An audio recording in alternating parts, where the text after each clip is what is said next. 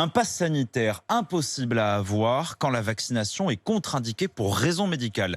Plusieurs centaines de Français atteints de maladies rares ne peuvent tout simplement pas se faire vacciner à cause d'effets secondaires trop dangereux pour eux. Le gouvernement a publié la liste des situations médicales qui exemptent de pass sanitaire.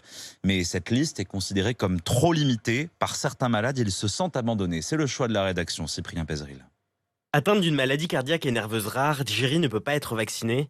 Pour elle, la balance bénéfice-risque est négative. Il y a 77% de risque que ça aggrave encore plus notre système nerveux. Je n'ai pas envie de me rendre encore plus malade. Alors sans vaccin, la seule manière pour obtenir un pass sanitaire est de multiplier les tests. Voilà, vous voyez, c'est un test Beaucoup trop contraignant pour accompagner sa fille de 8 ans à la piscine ou au parc d'attractions. Si vraiment ma fille veut sortir tous les jours, je vais devoir le faire tous les 72 heures. J'ai le sentiment d'être mise de côté. En plus, les gens jugent. Ils pensent tout de suite qu'on est anti-vaccin. C'est juste, on n'a pas envie volontairement de dégrader notre état. Elle demande donc à ce que sa maladie soit rajoutée à la liste des 5 pathologies exemptées de passe.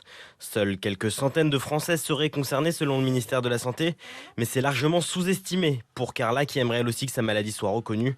Depuis qu'elle a 2 ans, elle ne peut recevoir aucune injection. Je ressens la double peine, celle de ne pas pouvoir bénéficier du vaccin, plus l'exclusion sociale. Au final, ma vie sociale, ça sera de rester gentiment enfermée à la maison et d'attendre que tout cela passe. Et pour moi, ça va être très compliqué moralement, je pense. Et après, on sait que quand ça touche le moral, ça touche aussi le physique, les douleurs et tout le reste. Et pour tenter d'alerter, Carla a lancé une pétition en ligne.